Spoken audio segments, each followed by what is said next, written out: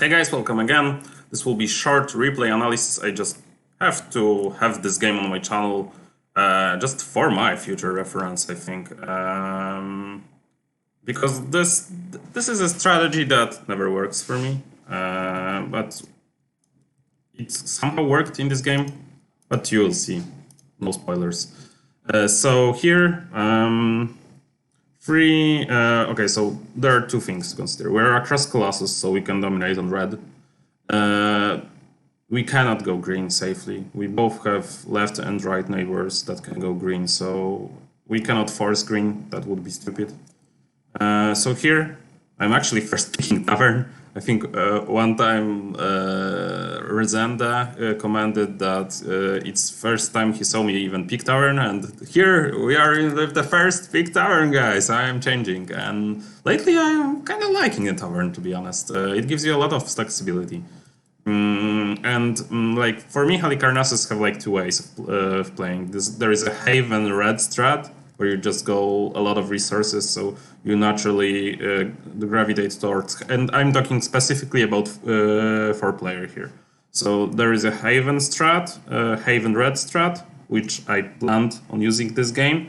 It can incorporate some yellow as well, and the other one is a green strat, which I thought was risky, but Tavern actually fits both because you need money, like you can use money in both.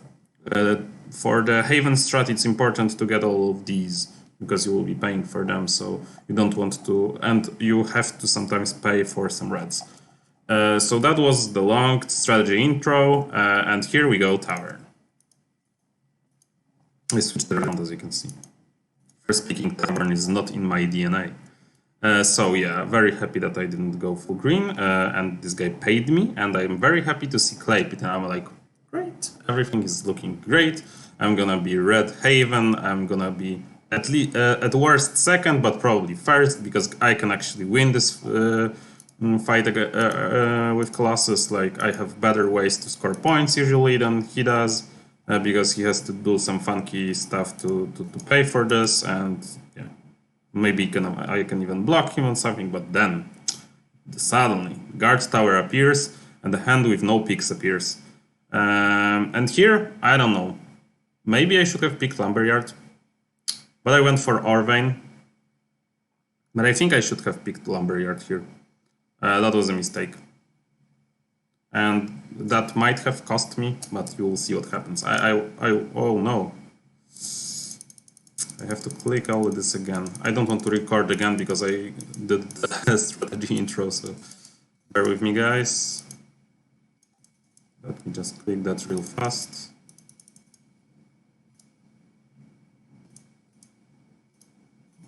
Thankfully I did it at the start. I would feel really bad. I think I've never done that. Okay, so now I'm kind of cautious about this. Okay, so here I should have went Lumberyard, I think, but I went Orvane. And why I should have went Lumberyard? Because I should have seen that there is guard tower and barracks, so there is one clay and one lumber, so I needed this to win red. This is not a big mistake, but I think it was a mistake nonetheless. Here I went for Marketplace to enhance yellow strat. I have this strange affinity towards yellow, as you've probably seen in a lot of videos. I always try to make yellow work, and usually yellow doesn't work. Yellow is just like, you have to think about this card, how many gold you're actually saving, and if it's worth it. And I'm usually like, oh, I'm gonna get a big lighthouse. Don't do this, guys. Don't repeat my mistakes. I know I have this, so I'm usually like cautious about it, but here I should have went Claypool, I think. But yeah, I should have went Claypool.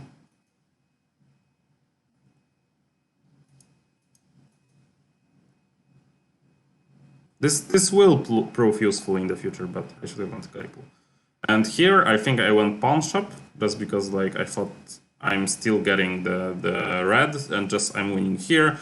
And if this guy wants red, then sure, he can have it. I'm just plan on winning against this guy, who is pretty weak militarily, so I went Pawn Shop. But of course, As you can imagine, the red won't come. The stockade will be built. Here I just went for a stage because I thought that maybe he won't build the stockade. Maybe he will, I don't know, do something else. But he of course went for stockade. And here scriptorium is not a pick. Altar is better than theater, just because it enables me more. But Claypool was not bad as well. Claypool, just like, my plan was to build a lot of red, so I didn't think about Claypool. Because I wanted to build double clay anyway. But you will see why it's sometimes better to be safe than sorry. Here, okay, I already highlighted my pick, but yeah, quarry. I wanted wood or clay even more, but quarry was still in my plan to build. I wanted 5 cards to be built, so that would be like 7 cards, but not really, because, well, yeah, 7 cards for resources, but this is kind of a point card. I'm not using the resources that much. Well, I'm actually building some, but yeah. That's inherit, and maybe I can get temple or archery range when it comes back.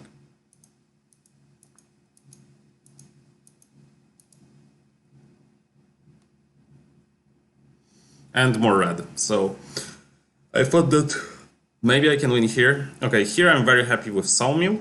I prioritize this over Brickyard, and I think it's correct because it lets me build some red actually. But you see what happens here. That is a very, very sad turn for me. Red being built, and I know that I'm not winning any red whatsoever. So here I'm very proud of myself. I didn't get baited into Caravanserai. Or maybe I should have been baited into Caravanserai, but I thought I'm not winning red, I have to go commit to blue. Let's see what happens. I never do blue strats. Because like I did a lot of testing, and they usually ended up with 3rd place in 4-player game, which is just terrible. Like if you, I never won once against good opposition. So this is gold league, so this is pretty good opposition. So I went for statue here. I debated walls, but walls just prevents this guy from scoring and gives me 1 point. It costs me. I debated for Caravanserai and I debated for Brickyard. And I don't know, maybe Brickyard would have been better. But statue, yeah, gives me points basically. I need points, and I have good resource base, so I will be able to buy a lot of good cards in the last round for pretty cheap. I have the money also, so I'm just like, I'm going to get an advantage just by going for a lot of blue, and by going for a lot of blue, they cannot splash any more blue, so their score are naturally lower. I don't care whoever builds this. I don't really care about him building this one. Like, he's still going to pay me some. He just gonna pay me 1 less each turn. But he doesn't have that much money, so I'm still gaining everything from him, basically. So I think I stay by my choice here. Statue is nice. What's important is Caravanserai lets me build this stage, right? So, but I was still hoping for the Brickyard to come back in the second to last turn. We'll see. Here, I'm just following my strategy. I'm building an aqueduct. And as you can see, it would save me 2 money, so let's keep the count, actually. If the statue was worth it over Caravanserai. But actually, this gave me 1 money. So we're just kind of trading them back and forth, so it's not that easy to count because he might have at some point run out of money. So I'm getting Temple as well. As you can see, 5 blue cards. This is crazy. How many there are total? 7, right? So 5 out of 7. Usually I'm happy with 5 out of 7 in blue. And he has the two lost ones, right? So here I'm unable to build the one that I want, the double brickyard. Yeah, that's called the brickyard. Just the brickyard. So I'm just going for vineyard.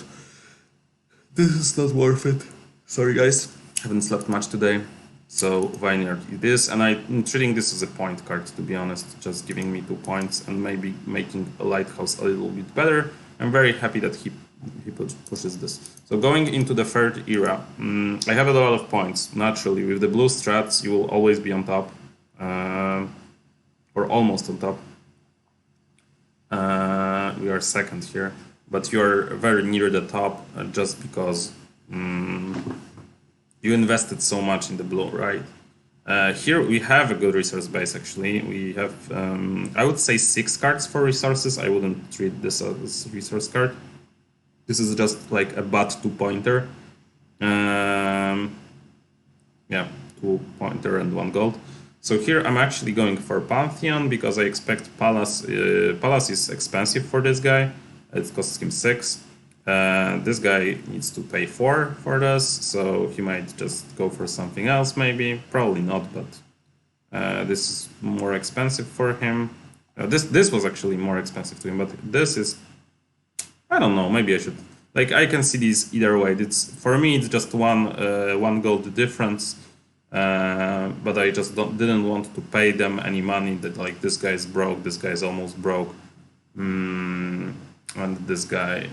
He has some money, but he has troubles with the gray resources. So I just went for Pantheon here. I know that there are some good choices here coming back to me. This is perfect. This is very good as well. So as you can see, I went back and forth. And he's going for even more red, which is okay. Here I'm very happy. This kind of saves my game. I'm getting a good guild. But I'm also like prepared to build everything, right? There was no guild that I would skip, so that is a pretty good one.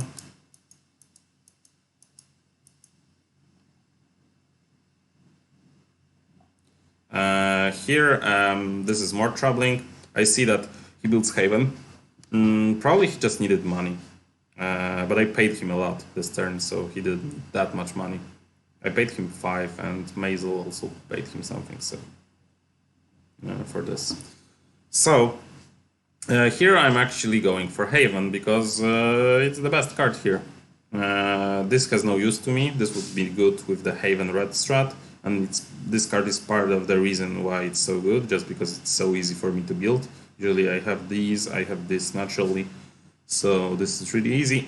This is not good enough. Unfortunately, this is really good for him, but he's pretty low, so not that worried.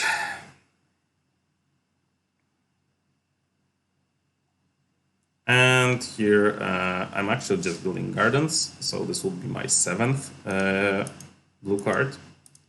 You build 18 cards usually, right? Sometimes you build 2 at once, like a stage, and yeah, but you can have like 18 cards in a game. This actually circled back, which is crazy, but it did. So I'm building this, of course. I guess it was just too expensive for them. I didn't want to like spend all the money on this, so they don't have a pick next turn. And in the last hand, I'm just building on Wonder and hoping to win red, or if he builds red, then I'm doing something else.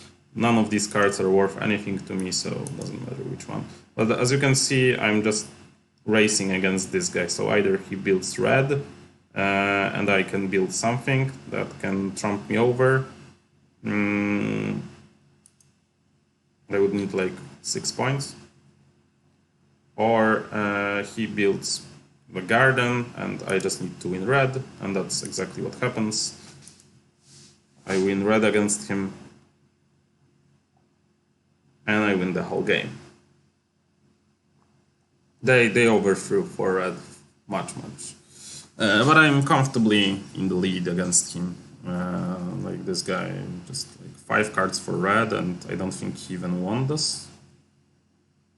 He lost even on red, so not the way to go. This guy 5, but all, like 6 cards for red, that's just too much. And not enough good points cards. So this guy played a solid game, I would say. That he got like a lot of help.